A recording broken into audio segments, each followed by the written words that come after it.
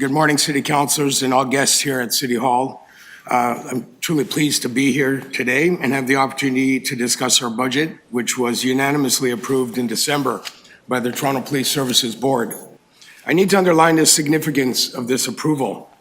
The body charged with independent oversight of our service heard me and all of the command say that this budget is required for us to try to deliver adequate and effective policing for the residents of our city.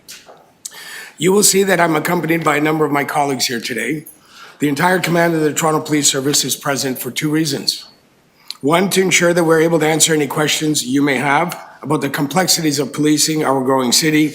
And two, and more importantly, to convey to you how critically important we consider this modest budget is to our services increases to our services ability to serve our city as needed.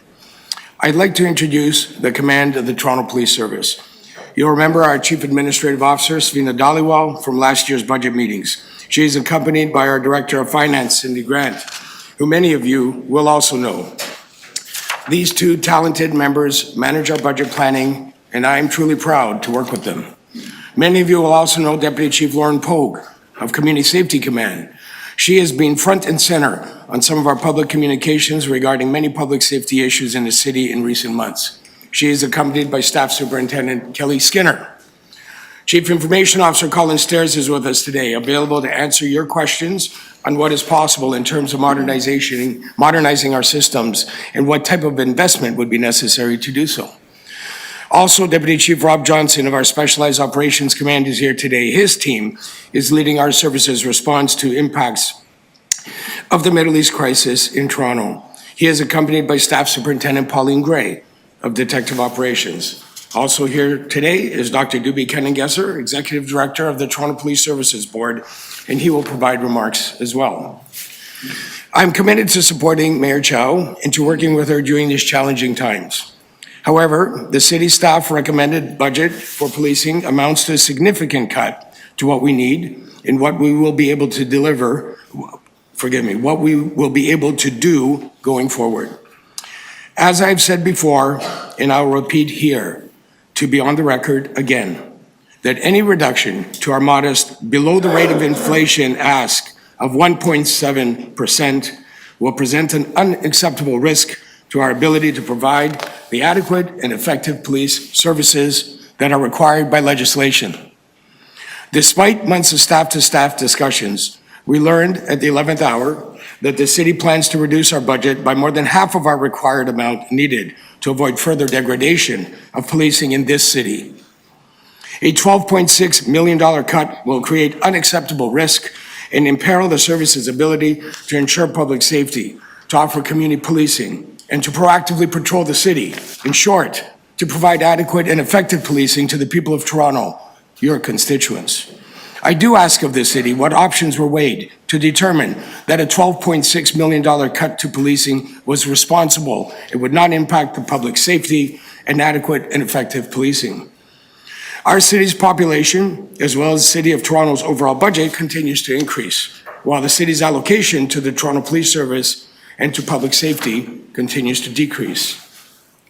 This is happening despite the fact that we have been public about our response times, and the major crime, including violent carjackings, home invasions, and auto theft, have reached unprecedented levels in our city, contributing to a feeling of insecurity amongst many of our constituents.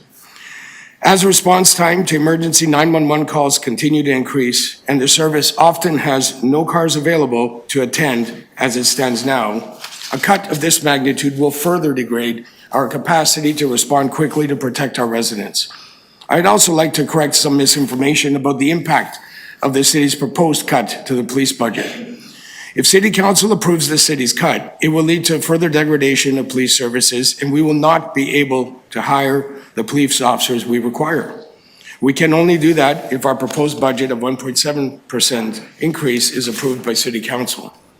I will add that since 2011, we have 600 fewer police officers on the road. In fact, today, we only have 37 more officers than we did in 1999, despite what I'm sure we would all agree is a considerably different world in terms of population, crime, and complexity.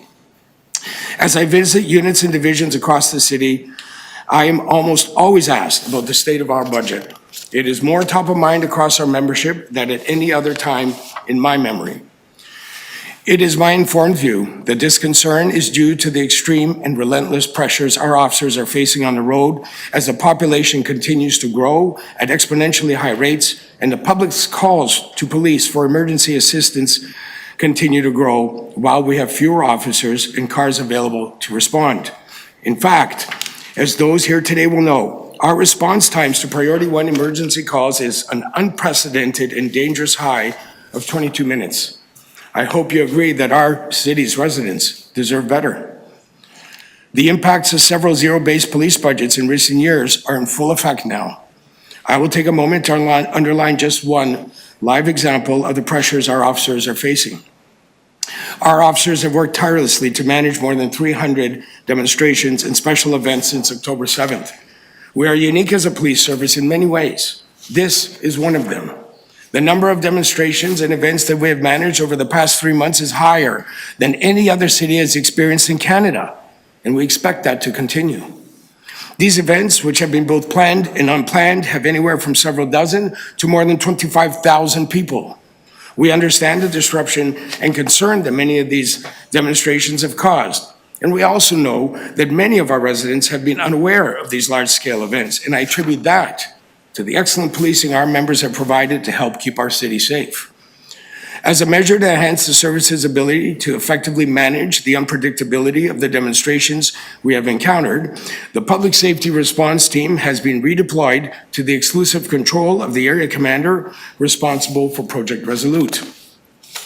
Of course, this removes these officers from other duties, something that we continuously have to do to meet emerging policing needs. Our budgetary constraints compel us to make these very difficult decisions. Despite the pressure and the redeployments, our members continue to do phenomenal work during these unprecedented times, even as our resources are strained more than ever. The history of constraints we have endured is definitely compromising officer and civilian wellness.